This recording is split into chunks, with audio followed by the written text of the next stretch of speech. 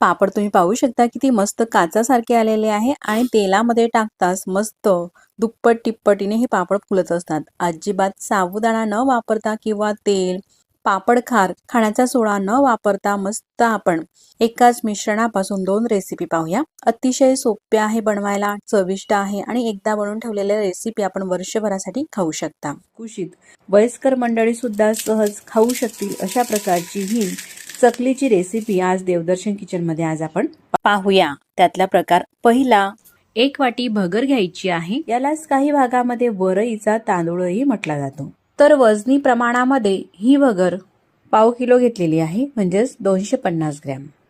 कोणत्याही कपाने किंवा वाटीने तुम्ही ही मोजून घेऊ शकता। त्यानंतर ही भगर आपल्याला एखादी पसरट भांड्यामध्ये टाकायची आहे आणि यामध्ये पाणी टाकून अशा प्रकारे अलगद हाताने ही चोळून घ्यायची आहे, म्हणजे याला धूळ वगैरे काही चिटकलेली असली ती निघून जाते। अशा प्रकारे ही भगर आपल्याला स्वच्छ अशी 2 पाण्याने धुवून घ्यायची आहे। अशा प्रकारचे पांढरट पाणी आता आपल्याला निथळून घ्यायचं आहे। त्यामध्ये आणखी पाणी टाकते आणि तेही पाणी अलगद हाताने हलवून हे पाणी सुद्धा आपल्याला काढून घ्यायचं आहे। तर मैत्रिणींनो, अशा प्रकारे ही जी भगर आहे आपण स्वच्छ अशी 2 पाण्याने धुवून घेतलेली आहे। आता धुवून घेतलेल्या भगरमध्ये पाणी घालायचं आहे आणि ही भगर आपल्याला भिजत ठेवायची आहे। यावरती झाकण ठेवून साधारण 2 तासासाठी भिजत घालू शकतात किंवा वेळ नसेल जास्तीचा तर 1 तास जरी भिजत घातली तरी काही हरकत नाही। अर्धा किलो हे बटाटे घेतलेले आहे। साधारण 3 बटाटे आहे। बटाटे आधी स्वच्छ धुवून घेतलेले आहे। त्यानंतर स्वच्छ धुवून घेतलेले बटाटे आपल्याला कुकरमध्ये शिजवून घ्यायचे आहे। बटाटे शिजण्यासाठी जास्त पाण्याची गरज नसते, फक्त 1 ग्लास पाणी टाकून घेतलेलं आहे। कुकर बंद करून कुकरच्या 3 शिट्या काढून घेते। भरभर तुमच्या कुकरच्या शिट्या होत असल्या तर 4 शिट्याही काढू शकतात। बटाटे मस्त शिजलेले आहे। पूर्णपणे थंड झाल्यानंतर साल काढून घेतलेले आहे। आता साल काढून तयार झालेले बटाटे जे आहे ना, आपल्याला खिसणीवरती खिसून घ्यायचे आहे अशा पद्धतीने। आता बटाटे जे आहे पूर्णपणे हे खिसून झालेले आहे। 1.5 तास सुद्धा झालेला आहे। भगर पाहू, भगर थोडी अशी भिजलेली सुद्धा आहे। तर आता आपल्याला कुकर घ्यायचा आहे। तर आपण 1 वाटी भगर घेतलेली होती, म्हणून त्याच वाटीने पाणी सुद्धा आपल्याला मोजून घ्यायचं आहे। तर ज्या वाटीने मी भगर घेतली त्याच वाटीने पाणी मोजून घेते। 1 वाटी पाणी कुकरमध्ये टाकलेलं आहे। ही 2री वाटी पाणी आणि ही 3री वाटी पाणी। तर अशा प्रकारे आपल्याला 3 पट पाणी घ्यायचं आहे। 1 वाटी भगर आहे तर 3 वाटी पाणी हे कुकरमध्ये टाकून घेतलेलं आहे। भगर ही आपण 1.5 तास भिजून घेतलेली आहे। त्यानंतर यावरचं पाणी आपल्याला काढून घ्यायचं आहे। पूर्ण पाणी हे काढून घेतल्यानंतर ही जी भगर आहे ती कुकरमध्ये टाकून घेऊ। आता आपल्याला कुकरचं झाकण लावायचं आहे आणि कुकर गॅसवरती ठेवायचा आहे। तर गॅसची फ्लेम कमी ते मीडियम ठेवायची आहे आणि हा जो कुकर आहे गॅसवरती ठेवते। कमी ते मीडियम गॅसवरती 1 शिटी काढून घेते आणि दुसऱ्या शिटीमध्ये वाफ भरू द्यायची आहे। 2री शिटी झालेली नाही, गॅस मी बंद केलेला आहे। आता पूर्ण वाफ ही निघू द्यायची आहे। वाफ आपल्याला काढायची नाही। वाफ पूर्णपणे निघाल्यानंतर मी तुम्हाला कुकर हा उघडून दाखवते। ही जी भगर आहे ना, अशी मस्त छान शिजलेली आहे। शिजून एकदम मऊ झालेली आहे। तुम्ही पाहू शकता एकदम स्मूथ असं लोण्यासारखं हे मिश्रण झालेलं आहे। मिक्स करून घेऊ चमच्याने। मी तुम्हाला हे भगरचे दाणे दाबूनही दाखवते। तर एकदम कमी गॅसवरती आपण शिजून घेतल्यामुळे मस्त शिजलेली आहे आणि गॅस सुद्धा कमी लागतो। मोठा गॅस केला असता तर कदाचित त्यातलं पाणी हे उतू गेलं असतं आणि आपल्याला जास्त शिट्याही घ्याव्या लागल्या असत्या। मस्त ही भगर शिजल्यानंतर खिसून घेतलेला हा जो बटाटा आहे तो या कुकरमध्ये टाकून घ्यायचा आहे। आता यामध्ये आपल्याला चवीनुसार मिरचीचा ठेचा टाकायचा आहे। तर हिरवे मिरची घेऊन 3 ते 4 मिरच्या घेतलेल्या आहे, त्या कुटून घेतलेल्या आहे, त्या मिरच्या घालायच्या आहे। चवीनुसार मीठ टाकायचं आहे। जेही तुम्ही उपवासाला मीठ खात असाल ते मीठ टाकायचं आहे। थोडंसं यामध्ये जिरं टाकायचं आहे। जिरं खात असाल उपवासाला तर टाका, नाही खात असाल तर नाही, जरी घातले तरी काही हरकत नाही। घातलेले सर्व साहित्य मिक्स करून घ्यायचं आहे। मिरचीचं प्रमाण हे तुमच्या चवीनुसार घालायचं आहे। मी थोडं कमीच घातलेलं आहे मीडियम चवीसाठी। जास्त तिखट हवे असेल थोडं जास्त वापरा मिरचीचं प्रमाण। 1 मिनिट अशा प्रकारे हे मिक्स करून घेतल्यानंतर तुम्ही पाहू शकता एकदम स्मूथ अशा प्रकारे हे दिसत आहे. बटाटा या मिश्रणामध्ये मस्त मिक्स झालेला आहे. एकदम स्मूथ झालेलं आहे मिश्रण, तरी सुद्धा हे चाळणीतून चाळून घेतलेलं आहे. ज्याप्रमाणे आपण पुरण चाळून घेतो ना, तशा प्रकारे हे भगरीचं आणि बटाट्याचं मिश्रण जे आहे कुकरमधलं ते चाळून घेतलेलं आहे. तर जिरं मी आधीच घातलेलं होतं, त्यामुळे हे जिरं चाळणीमध्ये राहिलेलं आहे. आपण या मिश्रणामध्ये टाकून घेऊ. तर मैत्रिणींनो, या ठिकाणी काय झालं का व्हिडिओ मला वाटलं चालू होता आणि तो नेमका बंद होता, त्यामुळे हा चाळून घेण्याचा जो व्हिडिओ आहे ना, तो थोडासा स्किप झालेला आहे. ज्याप्रमाणे आपण पुरण चाळून घेतो पुरणाच्या चाळणीतून, तशाच प्रकारे हे भगर आणि बटाट्याचं मिश्रण मी हे चाळून घेतलेलं आहे. एखादी वरतून ग्लासाने किंवा तांब्याने आपल्याला काढून घ्यायचं आहे पुरणाप्रमाणे. आणि तुम्ही पाहू शकतात मिश्रण किती मस्त झालेलं आहे भगर आणि बटाट्यापासून. हिरवी मिरचीचा ठेचा घालायचा नसेल तर चिली पेस्ट सुद्धा घालू शकतात. पूर्णपणे हे मिक्स करून घ्यायचं आहे. आपण यामध्ये मीठ, जिरं, मिरची पावडर आधीच घातल्यामुळे जास्त आपल्याला हे मिक्स करायची काही गरज नाही. आता तुम्हाला एखादी छोटासा असा उंडा करून दाखवते. एकदम पेढ्यासारखा असा स्मूथ होत आहे, कुठेही क्रॅक जात नाही. ह्या वाटीमध्ये थोडंसं तेल घ्यायचं आहे. जे तुम्ही उपवासाला तेल वापरत असाल ते घ्यायचं आहे. शेंगदाणा किंवा सूर्यफूलचं किंवा तूपही घेऊ शकतात. हाताला थोडंसं लावून घेतलेलं आहे. त्यानंतर अशा प्रकारे उंडे करायचे आहे. म्हणजे तेल लावल्यामुळे काय होतं, हाताला हे मिश्रण चिटकत नाही. आपल्याला ज्या साईजचे पापड बनवायचे आहे, थोडे लहान किंवा थोडे मोठे किंवा मीडियम साईजचे, त्यानुसार हे उंडे करायचे आहे. तर मी हे मीडियम साईजचे पापड बनवते, म्हणून अशा प्रकारे हे एवढ्या साईजमध्ये उंडे करते. तुम्ही पाहू शकतात मैत्रिणींनो, किती पटापट हे उंडे होत असतात ना. एकदम लुसलुशीत अशा प्रकारे हे मिश्रण झालेलं आहे. अशा प्रकारे तुम्ही जर का हे पापड बनवणार मैत्रिणींनो, तर अगदी 100% परफेक्ट बनणारच. कारण यामध्ये बिघडण्यासारखं काही नाही आणि पापड फाटण्यासारखं सुद्धा काही नाही. अशा प्रकारे काही उंडे हे बनवून घेतलेले आहे. बाकीच्या मिश्रणावरती झाकण ठेवायचं आहे, म्हणजे त्यावरती पापड बांधणार नाही. खाली प्लास्टिक पेपर हा आथरून घेतलेला आहे, त्यावरती अशा प्रकारे हा उंडा ठेवायचा आहे. वरतून एक प्लास्टिक पेपर ठेवायचा छोटा आणि एखादी प्लेट घ्यायची घरामधले किंवा पोलपाटही घेऊ शकतात. वरतून अशा प्रकारे दाबून घेतलं तर म्हणजे लगेचच या साईजचा हा पापड तयार होतो. आणखी हा पापडाला जर का आपल्याला मोठा करायचा झाला किंवा पातळसर करायचा झाला तर अशा प्रकारे हाताने पसरून घ्यायचं. जर का तुमच्याकडे पुरी मेकर नसेल, म्हणजेच पापड बनवण्याचं मशीन नसेल, तर ही ट्रिक अगदी परफेक्ट आहे. वरच्या प्लास्टिक पेपरला तेल लावलेलं नाही किंवा खालच्या प्लास्टिक पेपरलाही तेलही लावायची गरज नाही. प्लास्टिक पेपर काढून घेतल्यानंतर अशा प्रकारे हा पापड पहिला झालेला आहे. त्यानंतर बाकीचे काही पापड मी तुम्हाला पुरी मेकरमध्ये बनवून दाखवते. पुरी मेकर घेतलेला आहे, खाली प्लास्टिक पेपर ठेवलेला आहे. आता तेल वगैरे काही लावायची गरज नाही. प्लास्टिक पेपरला उंडा ठेवायचा आहे, वरतून सुद्धा प्लास्टिक पेपर ठेवायचा आहे. पुरी मेकर हे बंद करून प्रेस करून घ्यायचं आहे. अशा प्रकारे दाबून घेतल्यानंतर लगेचच तुम्ही पाहू शकतात किती मोठा हा पापड झालेला आहे आणि एकसारखा असा दिसायलाही एकदम मस्त असे दिसत आहे हे पापड. आता हे पापड सुद्धा प्लास्टिक पेपरवरती टाकून घेऊ खाली किंवा कापडावरती सुद्धा वाळून घेऊ शकतात. तर हे जे पापड आहे ना मैत्रिणींनो, घरामध्ये सावलीमध्ये सुद्धा आपण बनवून घेऊ शकतात किंवा ऊन असेल तुमच्याकडे तर उन्हामध्ये सुद्धा वाळून घेऊ शकतात. अशाच प्रकारे मी काही पापड तुम्हाला बनवून दाखवते. पुन्हा आपल्याला तशाच प्रकारे पुरी मेकरवरती प्लास्टिक पेपर ठेवायचा आहे, उंडा ठेवायचा आहे, वरतून प्लास्टिक पेपर ठेवायचा आहे. थोडं सुद्धा आपल्याला तेलाचा किंवा तुपाचा वापर करायचा नाही पापड बनवत असताना.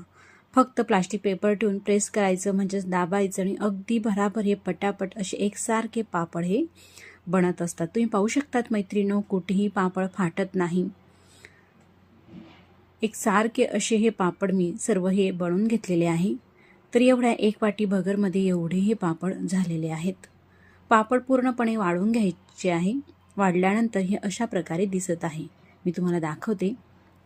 मस्त रंगसुद्धा आलेला आहे आणि एकदम काचासारखे एकदम पारदर्शक असे झालेले आहे. किती सोपी पद्धत आहे ना मैत्रिणींनो हे पापड बनवण्याची.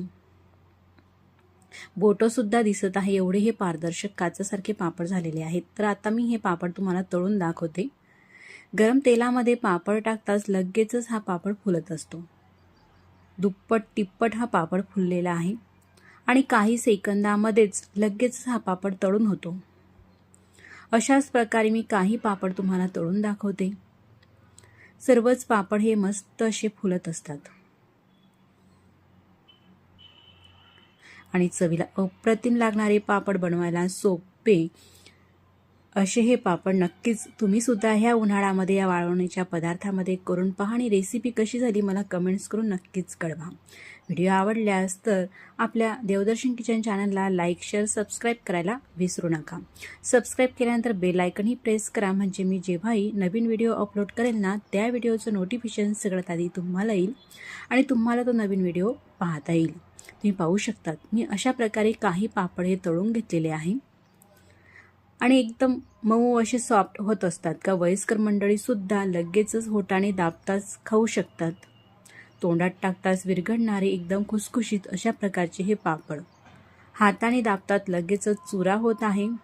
तर मंडळी अशा सोप्या पद्धतीने आणि झटपट होणाऱ्या उपवास रेसिपीचा आपण दुसरा प्रकार पाहूया. याला भगर घ्यायची आहे 1 वाटी. तर वजनी प्रमाणामध्ये ही भगर पाव किलो घेतलेली आहे म्हणजेच 250 ग्रॅम. कोणत्याही कपाने किंवा वाटीने तुम्ही ही मोजून घेऊ शकतात. त्यानंतर ही भगर आपल्याला एखादी पसरट भांड्यामध्ये टाकायची आहे आणि यामध्ये पाणी टाकून अशा प्रकारे अलगद हाताने ही चोळून घ्यायची आहे म्हणजे याला धूळ वगैरे काही चिटकलेली असली ती निघून जाते. अशा प्रकारे ही भगर आपल्याला स्वच्छ अशी 2 पाण्याने धुवून घ्यायची आहे. अशा प्रकारचे पांढरट पाणी आता आपल्याला निथळून घ्यायचं आहे. त्यामध्ये आणखी पाणी टाकते आणि तेही पाणी अलगद हाताने हलवून हे पाणी सुद्धा आपल्याला काढून घ्यायचं आहे. तर मैत्रिणींनो अशा प्रकारे ही जी भगर आहे आपण स्वच्छ अशी 2 पाण्याने धुवून घेतलेली आहे. आता धुवून घेतलेल्या भगरमध्ये पाणी घालायचं आहे आणि ही भगर आपल्याला भिजत ठेवायची आहे. यावरती झाकण ठेवून साधारण 2 तासासाठी भिजत घालू शकतात किंवा वेळ नसेल जास्तीचा तर 1 तास जरी भिजत घातली तरी काही हरकत नाही. अर्धा किलो हे बटाटे घेतलेले आहे. साधारण 3 बटाटे आहे. बटाटे आधी स्वच्छ धुवून घेतलेले आहे. त्यानंतर स्वच्छ धुवून घेतलेले बटाटे आपल्याला कुकरमध्ये शिजवून घ्यायचे आहे. बटाटे शिजण्यासाठी जास्त पाण्याची गरज नसते. फक्त 1 ग्लास पाणी टाकून घेतलेलं आहे. कुकर बंद करून कुकरच्या 3 शिट्या काढून घेते. भरभर तुमच्या कुकरच्या शिट्या होत असल्या तर 4 शिट्याही काढू शकतात. बटाटे मस्त शिजलेले आहे. पूर्णपणे थंड झाल्यानंतर साल काढून घेतलेले आहे. आता साल काढून तयार झालेले बटाटे जे आहे ना आपल्याला खिसणीवरती खिसून घ्यायचे आहे. अशा पद्धतीने आता बटाटे जे आहे पूर्णपणे हे खिसून झालेले आहे. 1.5 तास सुद्धा झालेला आहे. भगर पाहू, भगर थोडी अशी भिजलेली सुद्धा आहे. तर आता आपल्याला कुकर घ्यायचा आहे. तर आपण 1 वाटी भगर घेतलेली होती म्हणून त्याच वाटीने पाणी सुद्धा आपल्याला मोजून घ्यायचं आहे. तर ज्या वाटीने मी भगर घेतली त्याच वाटीने पाणी मोजून घेते. 1 वाटी पाणी कुकरमध्ये टाकलेलं आहे. ही 2री वाटी पाणी आणि ही 3री वाटी पाणी. तर अशा प्रकारे आपल्याला 3 पट पाणी घ्यायचं आहे. 1 वाटी भगर आहे तर 3 वाटी पाणी हे कुकरमध्ये टाकून घेतलेलं आहे. भगर ही आपण 1.5 तास भिजून घेतलेली आहे. त्यानंतर यावरचं पाणी आपल्याला काढून घ्यायचं आहे. पूर्ण पाणी हे काढून घेतल्यानंतर ही जी भगर आहे ती कुकरमध्ये टाकून घेऊ. आता आपल्याला कुकरचं झाकण लावायचं आहे आणि कुकर गॅसवरती ठेवायचा आहे. तर गॅसची फ्लेम कमी ते मीडियम ठेवायची आहे आणि हा जो कुकर आहे गॅसवरती ठेवते. कमी ते मीडियम गॅसवरती 1 शिटी काढून घेते आणि दुसऱ्या शिटीमध्ये वाफ भरू द्यायची आहे. 2री शिटी झालेली नाही. गॅस मी बंद केलेला आहे. आता पूर्ण वाफ ही निघू द्यायची आहे. वाफ आपल्याला काढायची नाही. वाफ पूर्णपणे निघाल्यानंतर मी तुम्हाला कुकर हा उघडून दाखवते. ही जी भगर आहे ना अशी मस्त छान शिजलेली आहे. शिजून एकदम मऊ झालेली आहे. तुम्ही पाहू शकता एकदम स्मूथ असं लोण्यासारखं हे मिश्रण झालेलं आहे. मिक्स करून घेऊ चमच्याने. मी तुम्हाला हे भगरचे दाणे दाबूनही दाखवते. तर एकदम कमी गॅसवरती आपण शिजून घेतल्यामुळे मस्त शिजलेली आहे आणि गॅस सुद्धा कमी लागतो. मोठा गॅस केला असता तर कदाचित त्यातलं पाणी हे उतू गेलं असतं आणि आपल्याला जास्त शिट्याही घ्याव्या लागल्या असत्या. मस्त ही भगर शिजल्यानंतर खिसून घेतलेला हा जो बटाटा आहे तो या कुकरमध्ये टाकून घ्यायचा आहे। आता यामध्ये आपल्याला चवीनुसार मिरचीचा ठेचा टाकायचा आहे। तर हिरवे मिरची घेऊन 3 ते 4 मिरच्या घेतलेल्या आहे, त्या कुटून घेतलेल्या आहे, त्या मिरच्या घालायच्या आहे। चवीनुसार मीठ टाकायचं आहे। जेही तुम्ही उपवासाला मीठ खात असाल ते मीठ टाकायचं आहे। थोडंसं यामध्ये जिरं टाकायचं आहे। जिरं खात असाल उपवासाला तर टाका, नाही खात असाल तर नाही, जरी घातले तरी काही हरकत नाही। घातलेले सर्व साहित्य मिक्स करून घ्यायचं आहे। मिरचीचं प्रमाण हे तुमच्या चवीनुसार घालायचं आहे।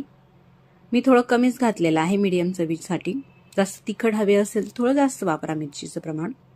1 मिनिटं अशा प्रकारे हे मिक्स करून घेतल्यानंतर तुम्ही पाहू शकतात एकदम स्मूथ अशा प्रकारे हे दिसत आहे।